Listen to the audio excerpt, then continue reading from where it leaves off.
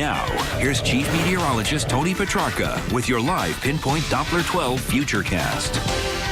I've been tracking this line of heavy thunderstorms and lightning now roughly the last 90 minutes. In fact, before the newscast, we were putting some messages on the bottom of the TV set warning you of this heavy line of storms coming through and some potential flash flooding. Now, the worst of the storms are now passing through southeastern Massachusetts right now from roughly Plymouth and south of Boston near Logan Airport through Buzzards Bay, New Bedford, the Elizabeth Islands, hitting Martha's Vineyard hard right now with some downpours and heading towards the lower Cape and the islands. These storms have cleared the Rhode Island area. We have our lightning tracker turned on. It's live lightning tracking. Every cloud to ground strike that hits the ground is registered into our computer, and you can see the count has been increasing out across eastern Massachusetts. So very strong, more than likely some localized street flooding, but the intensity of the rain has certainly come down here in Rhode Island. Just fog and some light showers right now, but you can see that concentration of lightning in and around New Bedford and the Cape racing off to the north and east. Things will be improving as far as the rain and the thunder very shortly, but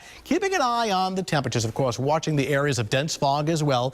Black ice, not now, but later tonight with the roads obviously wet and some puddles out there.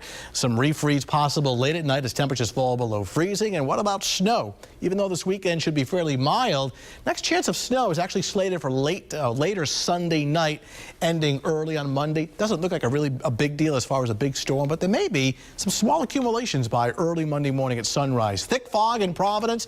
Dense fog advisory continues. Temperature at 39. Of course, the humidity very high at 100%. Here's the larger view showing this weather complex coming through with the rain and the thunder. This will all race off to the north and east. Now, there is drier air back through upstate New York, and that is headed our way by the overnight hours, and certainly by tomorrow we'll get back to some sunshine. Futurecast shows this nicely, showing some of the stronger storms offshore pulling away. Now, the rain comes to an end, but what we notice at 11 o'clock and beyond, see all this gray back here?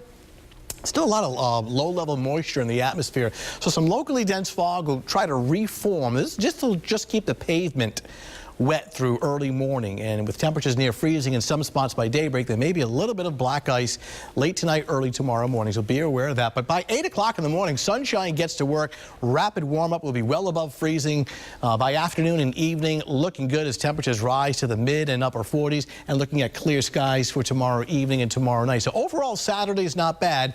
Just around sunrise, watch for some of that patchy black ice. Things will be drying out later on this evening as far as the rain. Some icy spots early Saturday morning at 7 a.m., 35, but a nice warm-up with some sunshine, breezy, 44.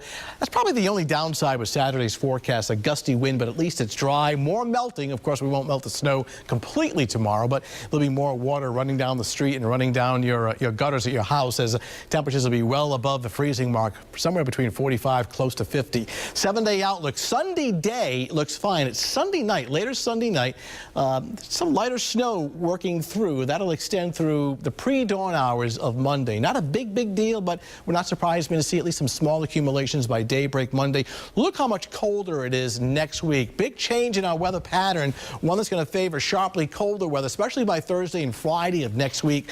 Daytime highs then only in the 20s and nights in the single digits.